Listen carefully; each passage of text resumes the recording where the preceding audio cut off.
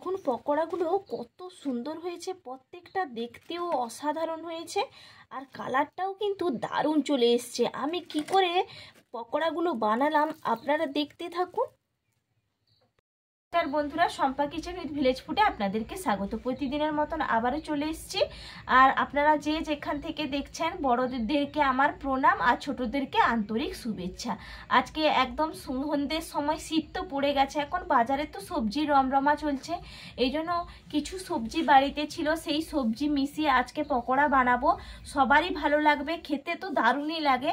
আজ বানাচ্ছি, আপনারা দেখতে থাকুন আমি কি করে বানাই।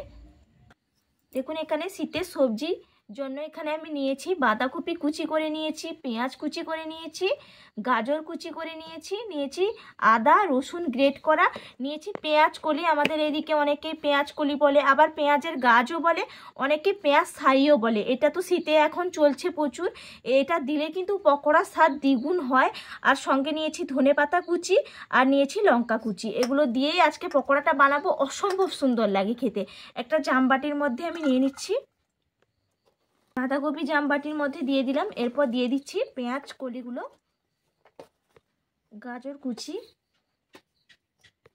পেঁয়াজ কুচি, দিয়ে দিচ্ছি লঙ্কা কুচি,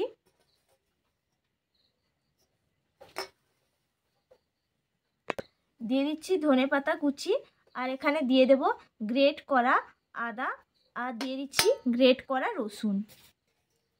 এখানে বাটির মধ্যে নিয়েছি বেসন, এখানে আধ বাটি বেসন নিয়েছি, বেসনটা মিশিয়ে নিচ্ছি।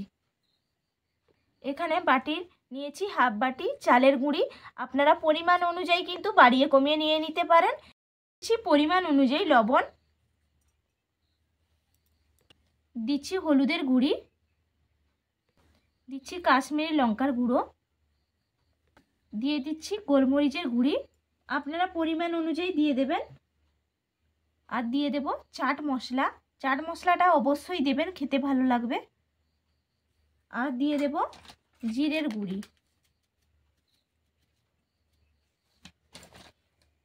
দিয়ে ভালো করে মিশিয়ে নিচ্ছি সব কিছু।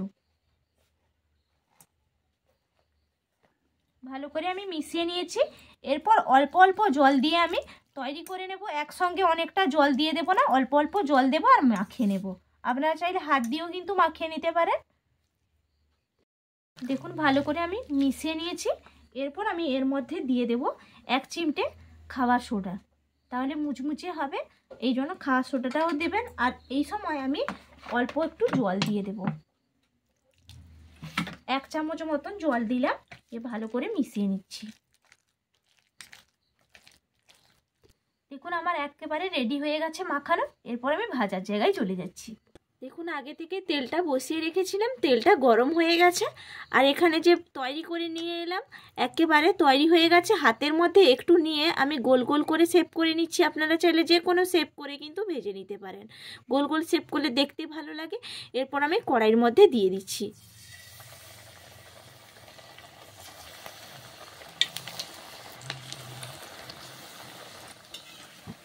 দেখুন আমার 1 পিঠ হয়ে গেছে, 1 পিঠ আমি উল্টে নিচ্ছি। দেখুন কি সুন্দর লাগছে।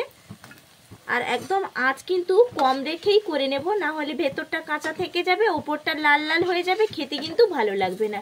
এই জন্য আঁচ কমিয়ে রেখে আপনারা ভেজে নেবেন।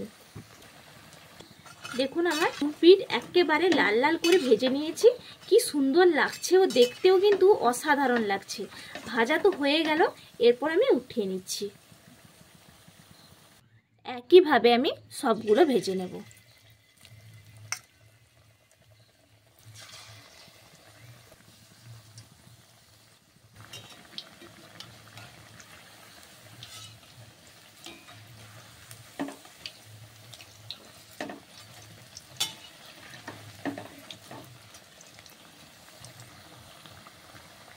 দেখুন এটাও ভাজা হয়ে গেল।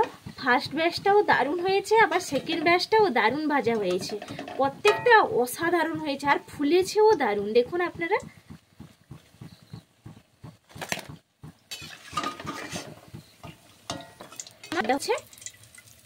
একেবারে রেডি।